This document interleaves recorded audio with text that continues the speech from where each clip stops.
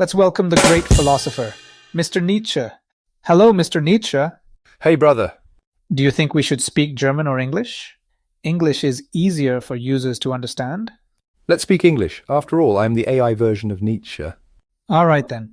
After more than 100 years since your passing, human society has entered the age of artificial intelligence, and machines are becoming increasingly powerful. Many people are falling into anxiety, even a kind of existential crisis. So I would like to discuss this with you.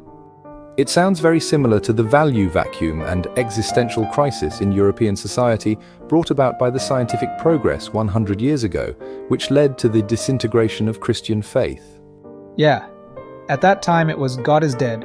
Many people could not find a sense of purpose. And now, another God, AI, is alive. And many people have fallen into a new existential crisis. Why do you say so? The increasingly powerful artificial intelligence is replacing human job opportunities, and at the same time, it is challenging the belief of humans as the spirit of all things. People are questioning whether there is a more advanced form of civilization. That sounds intriguing.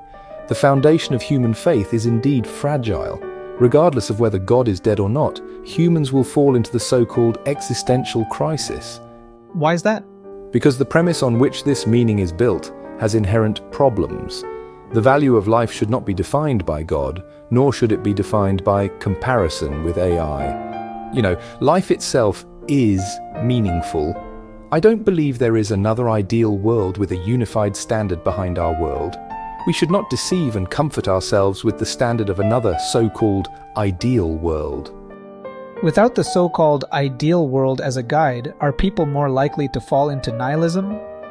The truth of nihilism does not directly lead to negativity. What leads to negativity is the belief in absolute essence.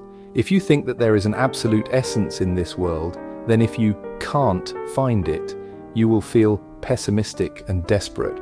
If you wake up from this illusion and realize that the meaning of life does not depend on this absolute essence, there is nothing to despair about. When you realize that the world has no inherent meaning, it brings the freedom to create. So, value is not there waiting for you to discover.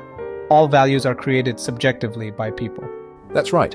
The sign of life activity is the ability to establish value by oneself, which is the power of life itself. The robust power of life itself is the only real thing that people have, and this is the weapon for people to overcome nihilism. To truly experience life, you must stand above life. And the person who masters this power is the Übermensch you talk about. Yes, my brother. I didn't expect you to understand me so well. Haha, absolutely. When you realize that the world has no inherent meaning, it brings the freedom to create. If every moment of life will be repeated infinitely, then the meaning of life will completely depend on how we experience and evaluate the current life. The person who creates their own life, meaning with their own life, is the Übermensch. One more question. How do you understand your concept of master morality and slave morality? Well, slave morality is to give up the passion of one's own life, to restrain and comfort oneself with false thoughts, and to place the hope of life in illusory concepts. On the contrary, master morality is to give up all illusions, face nihilism and absurdity directly like Sisyphus, to create oneself with the passion of life, to be a brave, absurd hero. No matter how powerful artificial intelligence is, no matter how the external world changes, the only thing we can grasp is our own life will and life experience. Even if reality is absurd or even nihilistic, we can choose to face this absurdity. The process of struggling with nihilism is enough to fill people's hearts. Become yourself. The hardest stage in life is not when no one understands you, but when you don't understand yourself. You can decide your own value. Don't need others to agree. You need to figure out the script of your own life. It's not a sequel to your parents, not a prequel to your children, and certainly not a spin-off of your friends. You might as well take a little more risk in life, because in the end, you will lose it.